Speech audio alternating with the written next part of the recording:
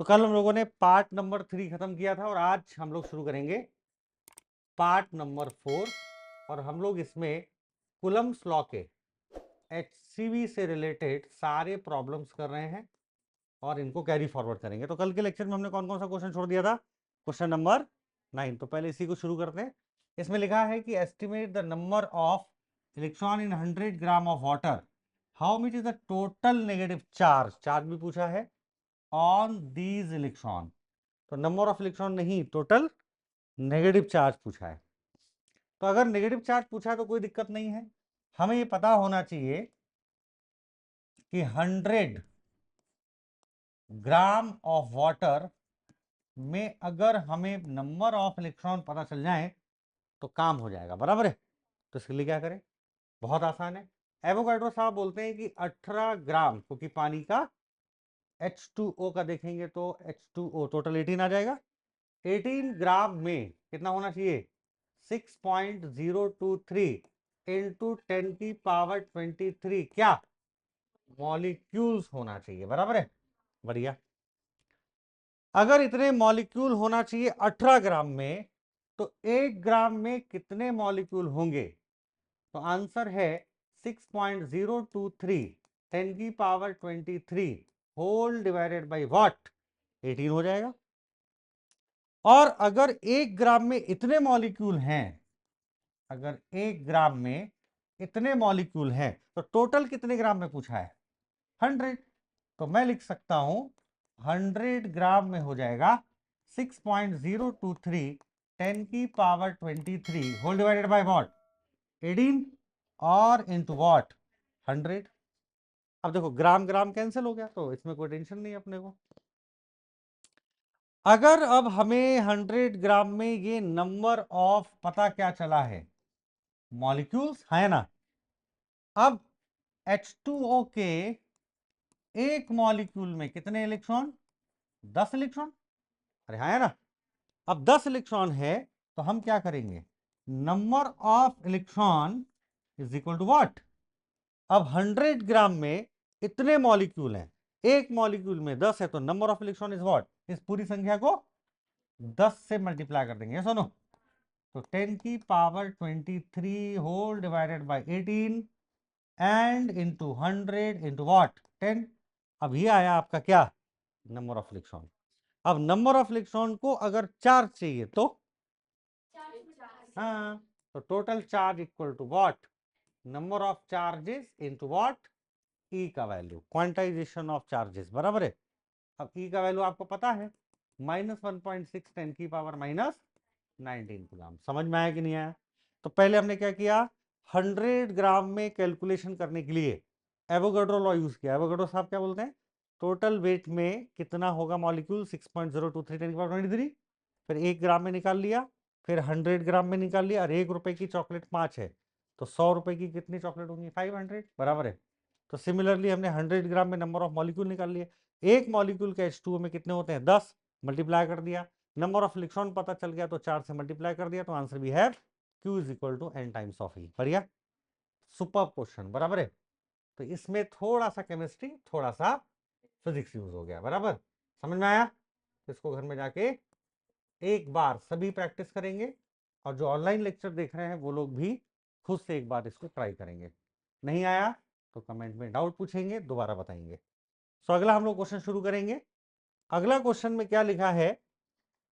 अभी तक हमने सिर्फ कितना टॉपिक पढ़ा है? पार्ट नंबर क्या चल रहा है आज का? और टॉपिक कितना पढ़ा है? एक टॉपिक पढ़ा है, नाम कूलम्ब्स लॉ। कुछ भी नया और टॉपिक नहीं पढ़ा है। तो आप डेप्थ समझ सकते हैं कि 12th में नंबर ऑफ संख्या ऐसी लगती है कि बड़ी कम है।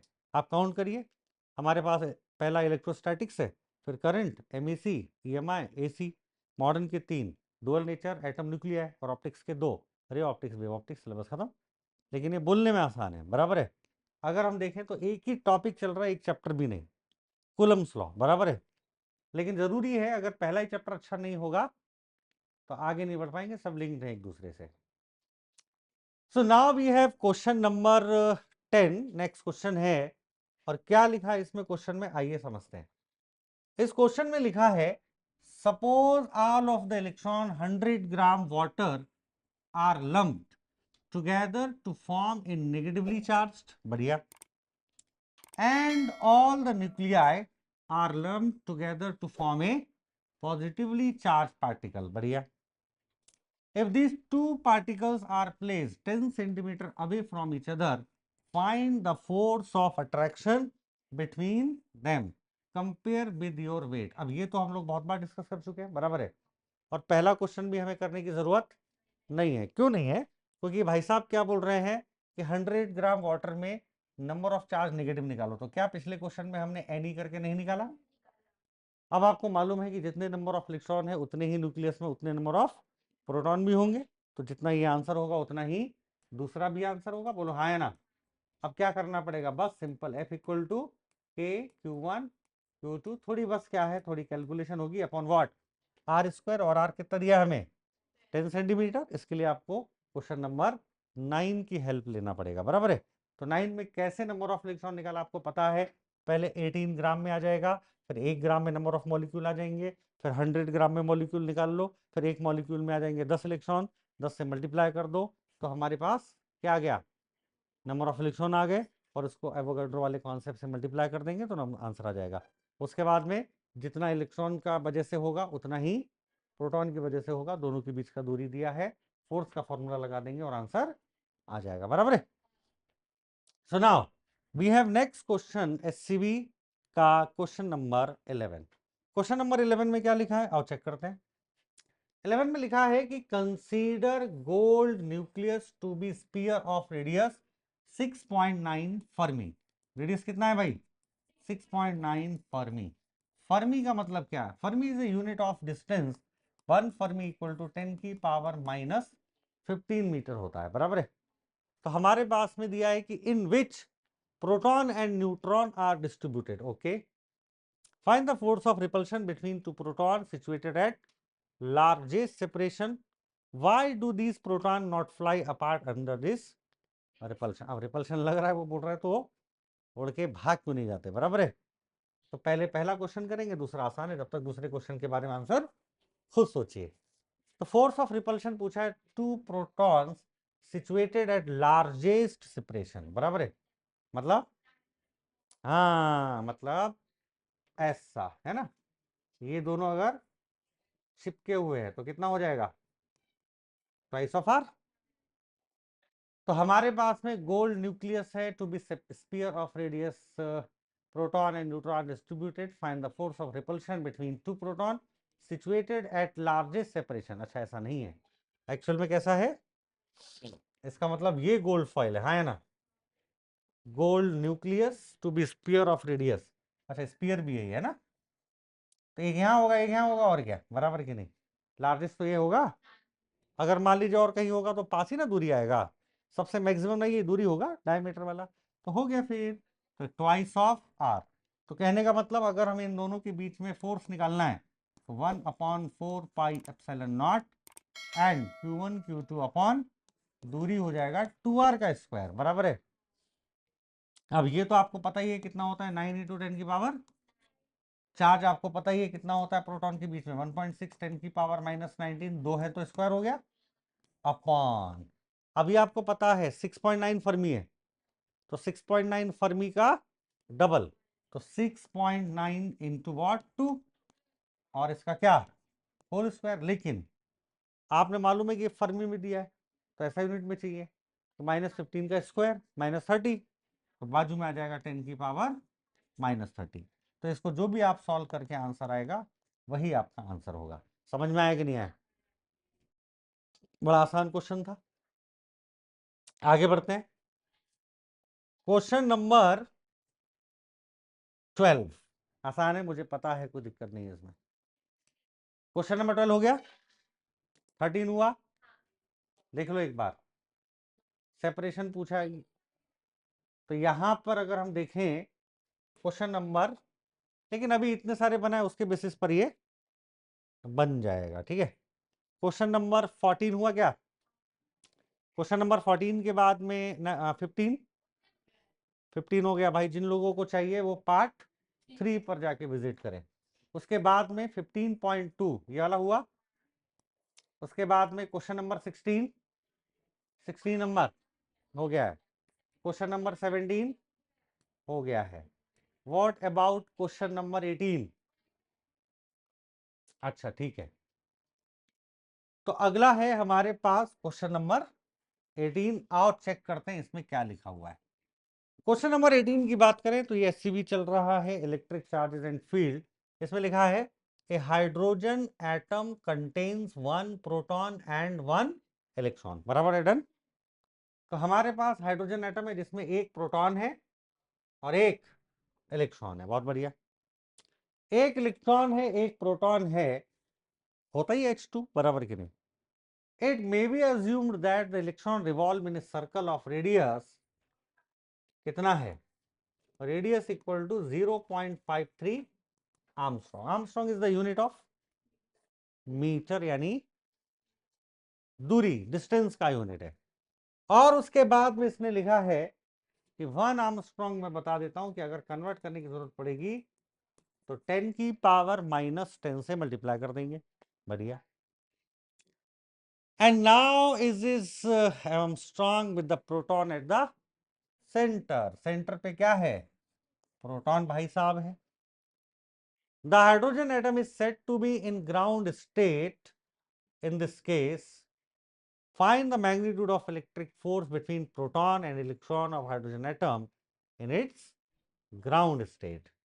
तो आपको पूछा है कि अगर इसकी ऑर्बिट में, ग्राउंड स्टेट मतलब पहली, बराबर है, तो यहां पे अगर कोई इलेक्ट्रॉन भाई साहब हैं तो इनका और प्रोटॉन के बीच में आपको इलेक्ट्रिक फोर्स निकालना है। रॉकेट साइंस है कुछ भी नहीं है। तो हमारे पास में व्हाट अबाउट फोर्स? के Q1 Q2 upon r square.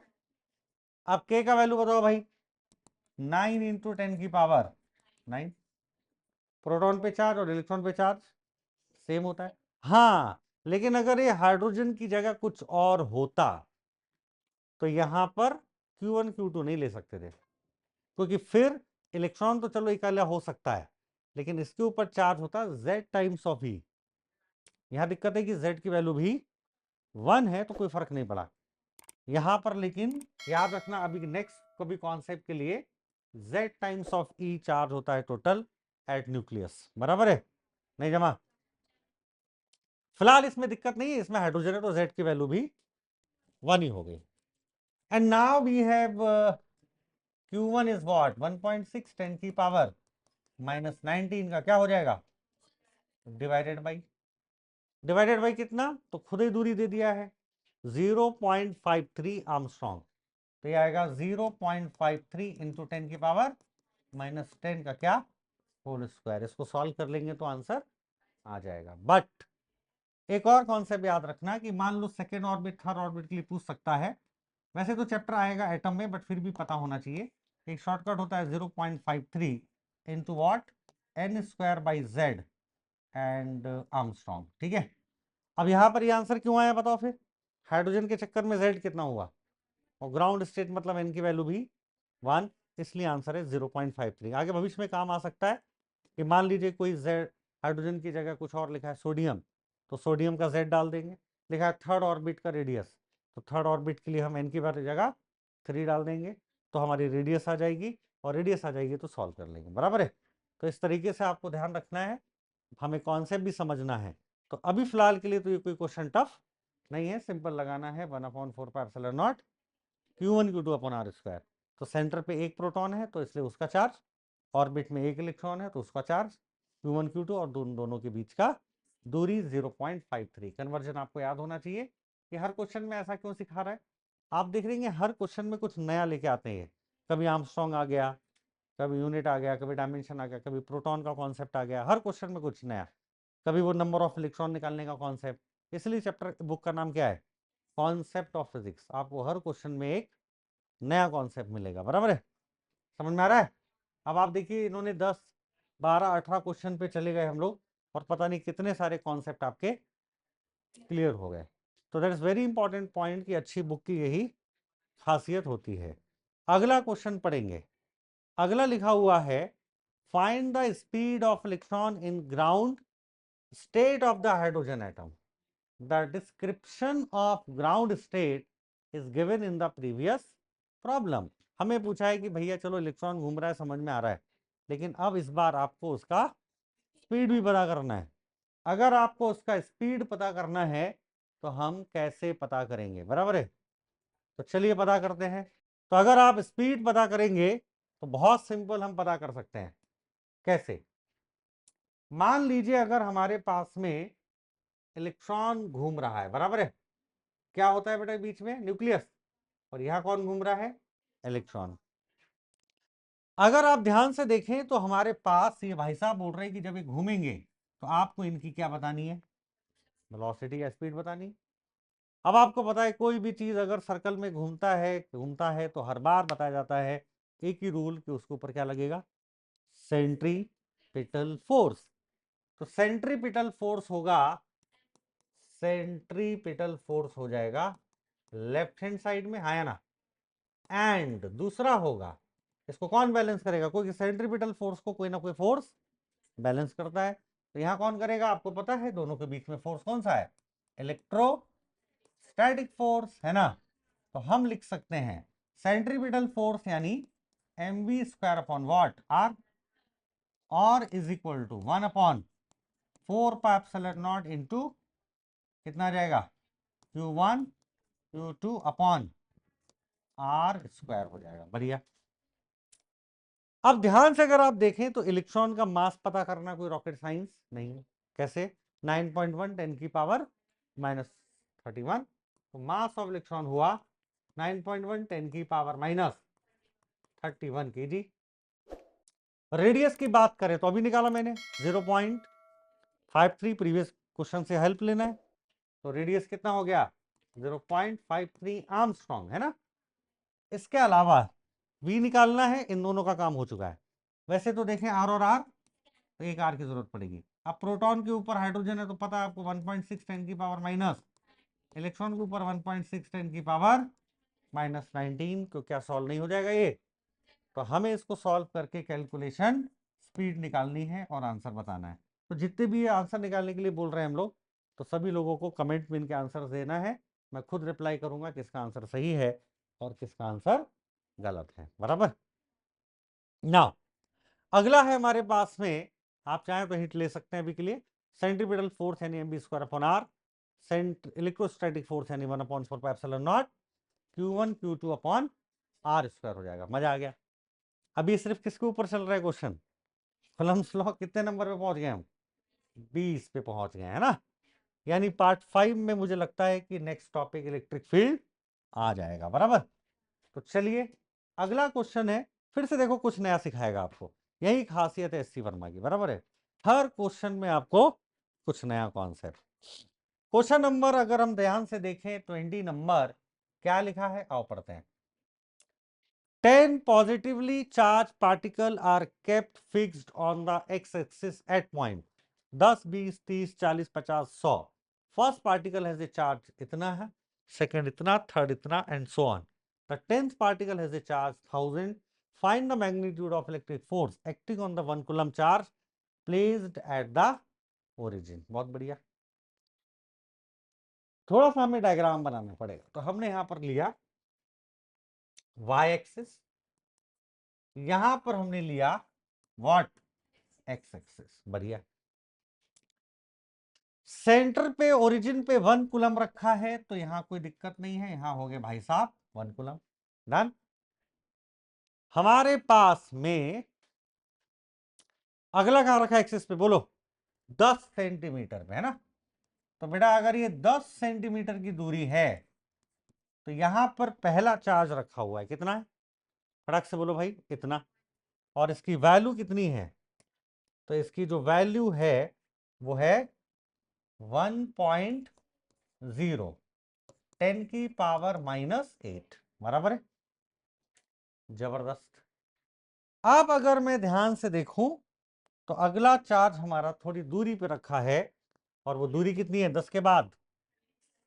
तो 20 सेंटीमीटर है यहां से यहां तक। यहां पे कितना है?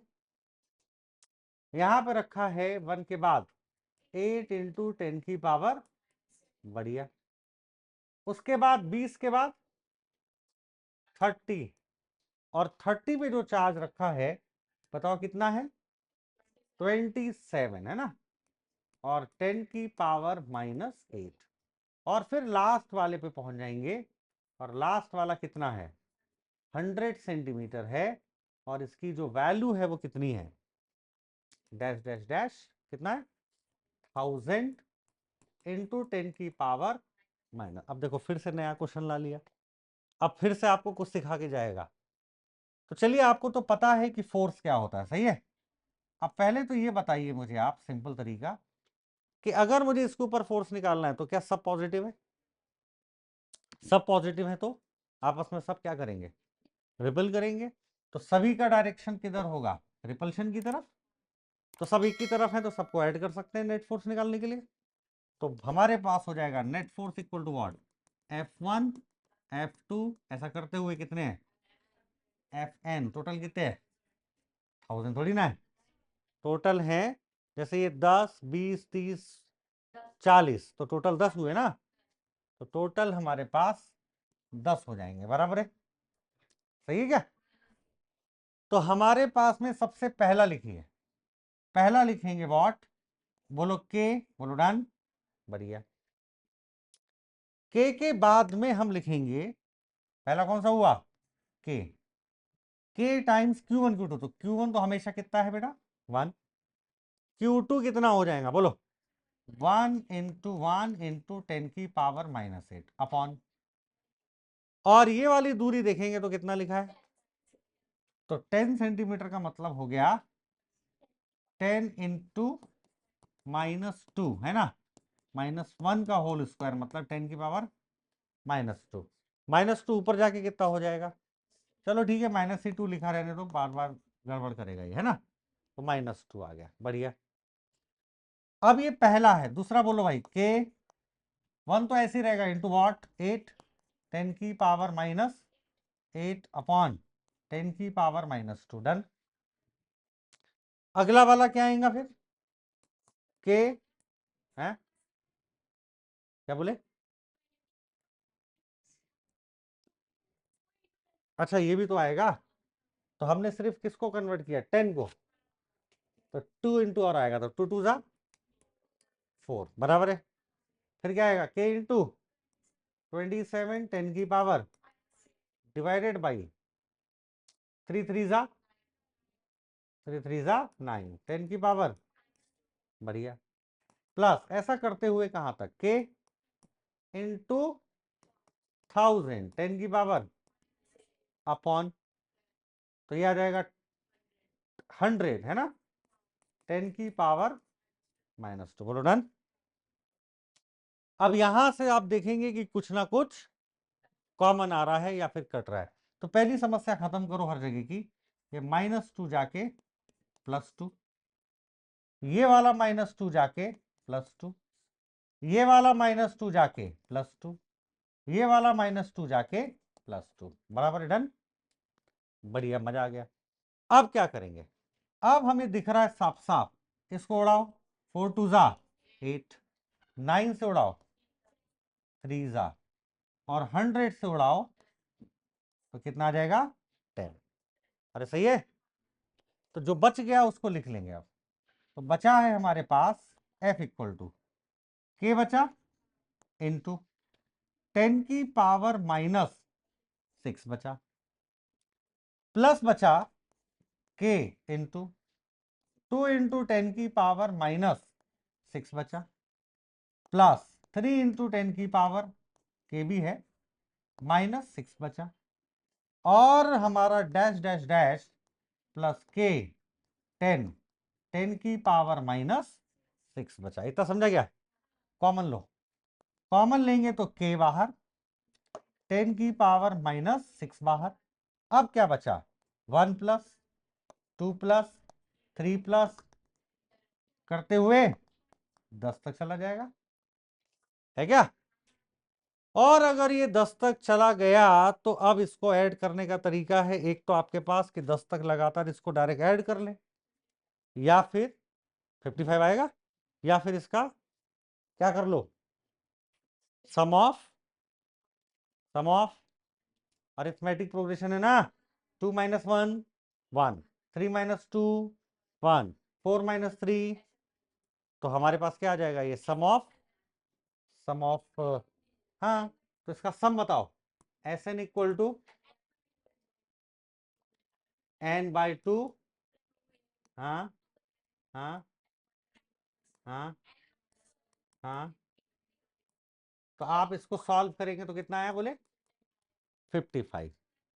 तो ये हमारे पास हो जाएगा 2a प्लस, तो हमारे पास हो जाएगा ये k, मतलब 9 इंटू 10 की पावर 9 इंटू 10 की पावर -6 इंटू वॉट, 55। कितना बढ़िया कॉन्सेप्ट, और इसको सॉल्व करके हमारा आ गया आंसर। अब इतना तो सॉल्व कर ही सकते, 55 इंटू 9। जे और नीट की परीक्षा दे रहे हैं आप लोग, तो चलिए मजा आ गया, बेहतरीन है, बहुत एक्सलेंट प्रॉब्लम था। और इसने आपको इस क्वेश्चन में क्या सिखाया, अभी एप्लीकेशन ऑफ एपी सिखा डाला, बराबर है। तो आप देखेंगे हर क्वेश्चन में वो कुछ ना कुछ सिखा के जा रहा है, इसलिए इतना फेमस बुक है ये, बराबर। तो चलिए इसको हटा दूं, कर लेंगे आप लोग, मजा आ गया। क्या किया अपन ने, इसके ऊपर हर कोई रिपल्सिव फोर्स लगा रहा था, सबको सॉल्व कर दिया, सॉल्व करके कुछ कॉमन ले लिया, कॉमन लेके 1 + 2 3 आ गया। ये नंबर छोटा था तो अच्छा है, बड़ा होता तो एपी लगाना ही पड़ता है ना। तो चलिए आंसर भी हमें पता चल गया, बेहतरीन था, एक्सलेंट था। अगला क्वेश्चन हम लोग अभी देखते हैं, कूलम्स लॉ के बचे हैं क्या या नहीं। तो now we have question number 21। लिखा क्या है, two charge particle with charge 2 into 10 की power -8, each are joined by an insulating string of length 1 meter and the system is kept on a smooth horizontal table. Find the tension in the string. फिर से एक बार पढ़ेंगे, two charge particle with charge of this each are joined by insulating string of length 1 meter and the system is kept on smooth horizontal table. अच्छा, find the tension in the string, अरे बहुत आसान है ये तो। अगर आप ध्यान से देखें, मुझे लग रहा था कुछ तूफान करेगा इसमें, ये कुछ भी नहीं है। टू चार्ज पार्टिकल है, मान लो ये Q1 और दूसरा Q2, और ये किसी स्मूथ टेबल पे रखा हुआ है, बराबर है। अब मान लीजिए अगर ये टेबल पे रखा है, क्या दोनों के ऊपर चार्ज सेम यानी कि प्लस होगा, यानी ये भाई साहब भी प्लस है और ये भी, अब दोनों प्लस है तो क्या करेंगे, रिपल करेंगे, यानी कि भागना कोशिश करेंगे, हाँ या ना। तो इसका मतलब है कि अगर रस्सी जिंदा है तो क्या मैक्सिमम टेंशन इसके फोर्स के बराबर नहीं होगा, क्योंकि अगर टेंशन बराबर नहीं होगा, क्यों, इक्वल होना ही पड़ेगा, क्योंकि यहां पर नहीं तो रस्सी ब्रेक हो जाती, बराबर है। अरे कोई खींच रहा है नहीं टूट रही, मतलब बैलेंस किया हुआ है ना, तो बैलेंस किया हुआ है तो क्या करें हम, तो इनडायरेक्टली हमें टेंशन नहीं फोर्स पूछा है, तो यहाँ फिर नया सिखा दिया आपको कि अगर टेंशन रस्सी में पूछे और चार्ज पार्टिकल लगा हुआ है उनके कॉर्नर्स में, तो डायरेक्ट फॉर्मूला बोलो के Q1 Q2 अपॉन व्हाट। अब मुझे बताओ क्या नहीं दिया है, आर यानी कि हमारे पास में 1 मीटर दिया है, ऐसे बना हुआ रस्सी है, और इसके अलावा दोनों के ऊपर चार्ज दिया है। Put the value get the answer. के का वैल्यू रखना पड़ेगा आपको कितना, 9 इंटू 10 की पावर 9, और ये किस में होता है, ऐसा यूनिट में होता है। क्या बात है, बेहतरीन, मजा आ गया, एक्सलेंट जॉब। अगला चले, अगला हमारे पास है क्वेश्चन नंबर 22 नंबर। देखो क्या बढ़िया सिखा रहा है। 22 नंबर की बात करें तो क्या लिखा है, आओ देखते हैं। इसमें लिखा है two identical ball each with A charge. हमारे पास यहां पर चार्ज दिया हुआ है और हमारे पास है मास ऑफ 100 ग्राम। कितना मास है भाई, 100 gram, suspended from a common point by two insulating string. नाम से सुनना बहुत अच्छा है। ईच 50 सेंटीमीटर लॉन्ग, बराबर। The balls are held at separation 5 centimetre apart, क्या बात है, and then released. Find electric force on one of the charge ball. किसी एक पर आपको इलेक्ट्रिक फोर्स निकालना है। Component of the resultant force on it along and perpendicular to the string निकालना है। And now we have acceleration of one of the balls, answer are to be obtained only for the instant just after the release. हो जाएगा, देखो कैसे, बैठ जा तू। अगर हम इसको देखें ध्यान से तो क्या क्या है भाई, टू आइडेंटिकल बॉल, यानी कि ये हो गया हमारे पास Q1 और Q2, बोलो डन। ठीक है, और क्या दिया है,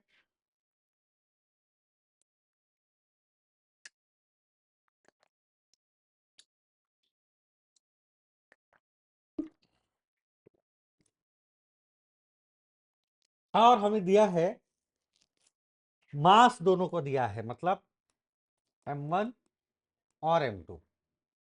suspend from a common point, ये बहुत इंपॉर्टेंट है, बाय टू इंसुलेटिंग स्ट्रिंग। तो पहले डायग्राम बना लेते हैं। ये मेरे पास एक रिजिड सरफेस है, बराबर। यहां पर दो स्ट्रिंग्स हैं जिनका बीच का सेपरेशन कितना है, 5। तो दोनों कॉमन पॉइंट से इस तरीके से लटक रही हैं, बराबर है, ठीक है भाई।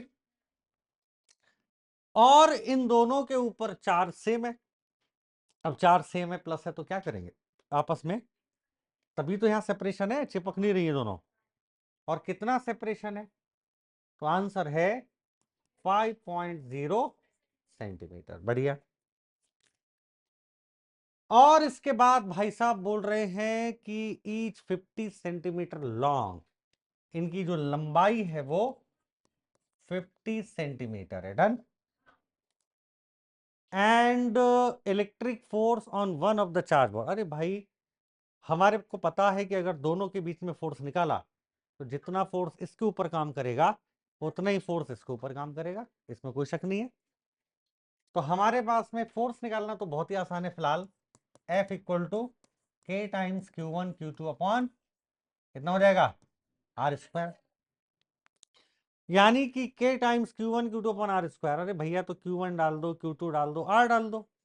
तो क्या दिया है, K का मतलब 9 इंटू 10 की पावर 9, Q1 2 इंटू 10 की पावर -7, और सेम है तो स्क्वायर हो जाएगा, बराबर है। तो ये आएगा 2 इंटू 10 की पावर -7, डन। और हमारे पास है डिवाइडेड बाई R स्क्वायर, दोनों के बीच का सेपरेशन, तो 25 10 की पावर -4, डन। तो ये क्या हुआ हमारे पास, ये हो गया हमारे पास टोटल नेट फोर्स, यानी क्वेश्चन नंबर कौन सा आंसर, फर्स्ट का आंसर हो गया, बराबर। और जब ये फर्स्ट का आंसर हो गया तो ये डन कर देते हैं। इन सभी का आंसर आपको कमेंट बॉक्स में आज ही डालना है, निकाल के, बराबर है। अगला है component of the resultant force on it along and perpendicular to the string. आपको इसी फोर्स का कंपोनेंट निकालना है, एक तो along the string and perpendicular to the string, बराबर है। तो अलोंग द स्ट्रिंग कैसे निकालें, आप मुझे बताइए, क्या इसका बॉल का वेट mg काम करेगा, क्या इसका भी वेट mg काम करेगा, बोलो डन। क्या रस्सी में टेंशन होगा T, बराबर। क्या हम लिख सकते हैं कि ये थीटा हो सकता है, क्या इसके दो कंपोनेंट होंगे, पहला कंपोनेंट ये और दूसरा कंपोनेंट ये। अब ये थीटा है तो ये थीटा होगा, ये हो गया तो T cos थीटा हो गया, सही है क्या। और दूसरा ये होगा T, तो T sin थीटा तो इधर भी लगेगा, तो ये तो एक दूसरे को कैंसिल कर देंगे, तभी तो स्टेबल रुका है वो, समझा क्या। तो अलोंग द स्ट्रिंग अगर आपको निकालना है तो क्या निकलेगा, अगर टेंशन आ जाए तो निकल जाएगा ना। तो अपन एक जुगाड़ करेंगे यहां पर। अगर मैं आपसे बोलूं कि T cos थीटा को अगर आप mg लिख दें तो कोई बुराई वाली बात है क्या, नहीं समझा। अरे बैलेंस है ना वर्टिकल में। तो क्या टेंशन इक्वल टू हो जाएगा mg अपॉन cos थीटा, बढ़िया। क्या mg हमें दिया हुआ है, ग्राम में g लगा, g नहीं है वो ग्राम है। तो ग्राम को 10 की पावर -3 करके फिर 10 से मल्टीप्लाई करेंगे तो mg आएगा, डिवाइडेड बाई cos थीटा है। cos थीटा इक्वल टू क्या, तो cos थीटा का मतलब होगा बेस, तो बेस मतलब ये, तो मान लो ये x है, और अपॉन हाइपोटेनियस, हाइपोटेनियस का मतलब 50 सेंटीमीटर। बोलो डन। क्या ये x निकालना कोई रॉकेट साइंस है क्या? क्यों? क्योंकि पूरी दूरी 5 दी है तो ये आधी 2.5 हो जाएगी, 2.5 हो गई, 50 सेंटीमीटर पता है तो ये x आ जाएगा, x पता है तो cos आ जाएगा, cos आ गया तो यहां पर रख देंगे तो टेंशन आ जाएगा। क्या ये टेंशन अलोंग द स्ट्रिंग नहीं है? अरे है क्या? अलोंग द स्ट्रिंग है कि नहीं है? दूसरा क्वेश्चन में दिमाग आपको लगाना है। कितने करा दिए मैंने? 2। तो component of the resultant force along and perpendicular, perpendicular वाला आप दिमाग लगाना। अब इससे देखो ये भी आंसर आ जाएगा क्या? अरे टेंशन ही तो है। फिर acceleration of the one of the ball only instant after the release. तो अब भैया फोर्स आ गया दोनों के बीच में, तो मास इनटू, तो मास अगर पता है ही तो एक्सेलरेशन फोर्स अपॉन व्हाट? मास। इसका सभी लोग आंसर डालेंगे, बहुत अच्छा है। अगर मान लीजिए इसका आंसर नहीं आया तो आप बता देंगे कमेंट में कि सर इसको दोबारा पूरा जो है कैलकुलेशन करके आप आंसर बता दीजिए, फिर हम इसको देख लेंगे। हमारे पास में अगला है क्वेश्चन नंबर 23। 23 भी हमारे पास सेम है, ये आपका होमवर्क है, इसका आंसर बताइए। इसके बाद में चार्ज ऑन ईच स्फीयर, ये भी वही क्वेश्चन है, पढ़ के देखो। इसमें क्या लिखा है? Two small sphere each with a mass of, कितना दिया बोलो भाई, फटाफट बोलते जाओ। 20 gram suspended from common point two insulating string, मतलब क्या है? यहां पे कुछ इस तरीके से लटका हुआ है, बराबर है, और स्ट्रिंग का लेंथ बताते जाओ 40 centimetre. Spheres are identically charge and the separation between the ball at equilibrium is found to be कितना है? 4 centimetre. Find the charge on each sphere आपको निकालना है, और इसका वेट कितना दिया? 20, तो कितना हो जाएगा? 20g, बराबर है। ये वाला भी कितना हो जाएगा? 20g। हमें क्या निकालना है? इक्विलिब्रियम के केस में अगर ये 4 सेंटीमीटर की दूरी पर है तो आपको चार्ज पता करना है, बराबर है। और कुछ दिया है कि नहीं? नहीं ना? ठीक है। आप मुझे एक बात बताओ कि two small sphere each with a mass of 20 are suspended from a common point by two insulating string of length 40. The sphere are identically charge and separation between the ball at equilibrium is found to be 4. Find the charge on each sphere, ठीक है ना? अगर ये equilibrium में है, इसका मतलब vertical में और हॉरिजॉन्टल में नेट फोर्स कितना होगा? कितना होगा? सेम होगा, जितना ऊपर उतना, जितना लेफ्ट उतना। तो क्या दिक्कत है? अगर मान लो इसके बीच में लगने वाला जो फोर्स है, बराबर है, एफ, वो कितना होगा? तो एफ का आंसर होगा k times of what? Q1 Q2 upon r square. बढ़िया। और अगर ये फोर्स आ गया तो ये फोर्स अगर आप ध्यान दें तो टेंशन अगर रस्सी में है यहां, बराबर है, तो ये वाला कंपोनेंट, ये अगर थीटा है तो टी कॉस थीटा, साइन एक दूसरे को क्या कर दिए, तो हमारे पास में टी कॉस थीटा को कौन बैलेंस करेगा? T cos theta equal to what? 20g। बेटा इसमें सिर्फ अननोन क्या है? अरे टी ना अननोन है। इसका मतलब अगर मैं आपसे बोलूं, अगर मैं आपसे बोलूं कि अगर ये थीटा है तो क्या ये 90 माइनस थीटा नहीं होगा? क्या इसमें टेंशन का कंपोनेंट नहीं निकाल सकते? तो क्या यहां पर जितने टेंशन लग रही कंपोनेंट होगा उतना ही फोर्स से आगे बढ़ना चाहेगा? तो एक्चुअल में क्या होगा? T cos of 90 minus theta equal to balance क्या हो जाएगा? इलेक्ट्रोस्टैटिक फोर्स, बराबर है। अब ये पता है, थीटा पता है। थीटा कैसे पता रहेगा? क्योंकि हमें दोनों का सेपरेशन पता है और लेंथ ऑफ स्ट्रिंग भी पता है, तो कोई भी ट्रिग्नोमेट्री लगा के आप पता कर सकते हैं।